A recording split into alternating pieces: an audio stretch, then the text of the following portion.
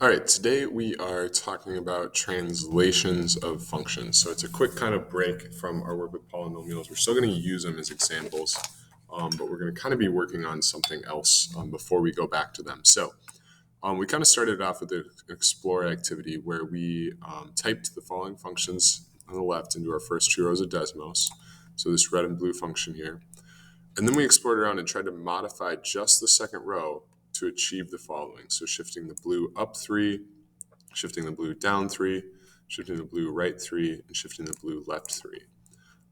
So if you dove into Desmos and wanted to try this, okay, notice that g of x, our function, is just equal to f of x right now. So notice how red and blue are exactly the same thing. We could start playing around and maybe seeing, hey, if I start tacking in a 3 here, what happens to my function? And that doesn't quite shift it up. So maybe if I try maybe adding 3 or something like that and see, okay, what does that do to my graph? It looks like that actually does shift it up 1, 2, 3 spaces. So what happens if I subtract it instead? Okay, and just slowly work through that and try to hit all 4 of these check boxes, right? Shift it up, shift it down, shift it right, and shift it left. And you'll notice after you pause and unpause that we kind of create a set of rules to move functions around and translate them around. And those rules are, if we want to go up, we're going to add 3 to the end of our equation. If we want to go down, we're going to subtract 3 to our original function f of x. And the tricky ones are right and left. If we want to go right, we're actually going to subtract 3 on the inside. Notice how I subtracted 3, and that moved my graph 3 spots to the left. And if I add, 3 spots to the right. If I add 3, it's going to move our graph 1, 2, 3 spots to the left. So notice the difference between where our 3 was placed inside of our parentheses versus outside of our parentheses. Inside represents that horizontal shift. Outside represents that vertical shift. So after you're done exploring, let's go into our note sheet. So now we're coming back into our function notation key points. We're going to fill out this table and do some examples.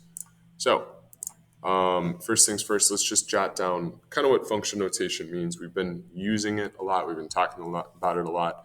Let's just formalize it real quick on this set of notes. So f is going to be our function name. Our input is what goes inside of that parentheses. So in this case, it's x equals, and then we get some sort of equation. And whatever that equation is what we output. In this example, it's just x squared. In our Desmos example, the function output was x to the third minus 4x squared plus x plus 6. So some key points. It's all about relating inputs and outputs. The function name can change, so we might see g of x, we might see h of x, and word problems that might be more specific to what we're working with. And the input can also change. So we might be doing as a function of time instead of x. Therefore, we might have t as our input. Or maybe it's the people in a room is the input. That might be a function of p. So we're using this function notation today to describe translations, right? We can translate a new function g from the original function f by using the following notations. All right, so fill out your box or your table on your sheets.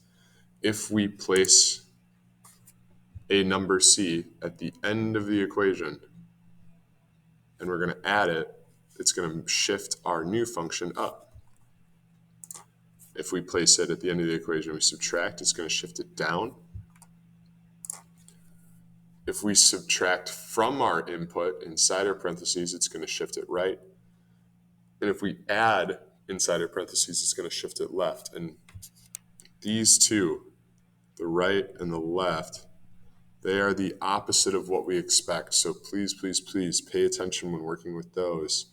They're very not intuitive.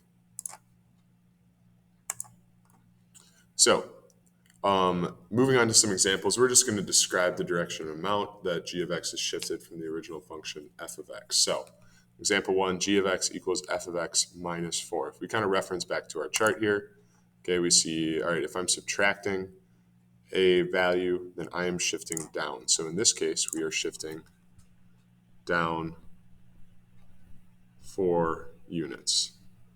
And let's make sure to use units today as our label, because depending on a word problem, we'll want to throw some labels on it. Let's make sure we're being specific there. Then in example 2, g of x is equal to f of x plus 3. And notice how that plus 3 is inside. So that plus indicates that we're going left. And that 3 indicates that we're going 3. And again, that should be units there.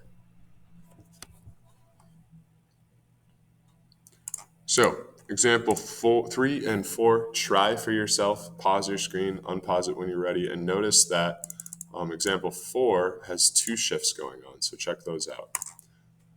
Hopefully you've tried it, unpaused it. Now you can kind of check your work. So in example 3, we have a -1 inside of our input there. So x minus 1. So we are going to the right direction 1 unit.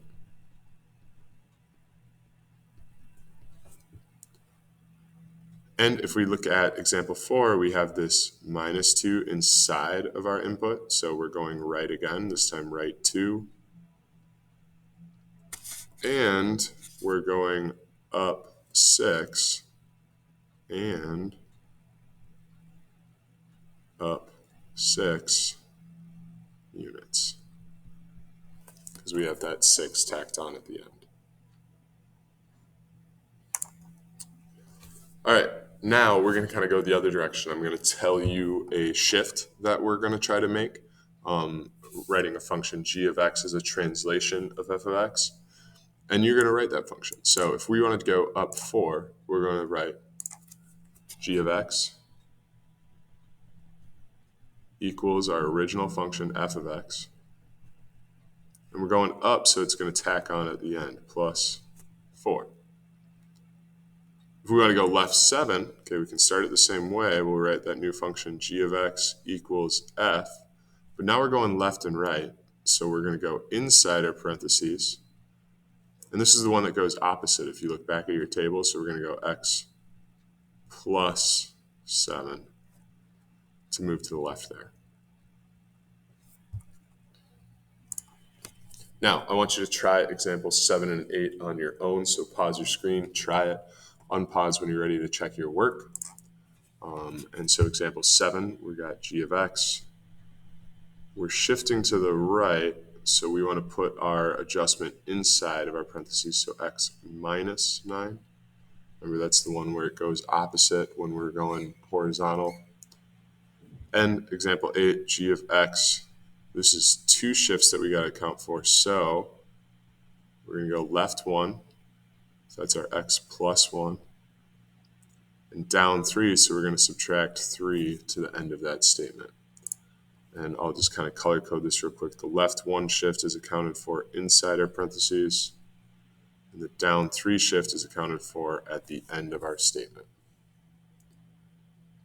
So once you got your notes done, hit Canvas for the practice problems and answer key, and make sure to show me any work and follow up with the exit ticket.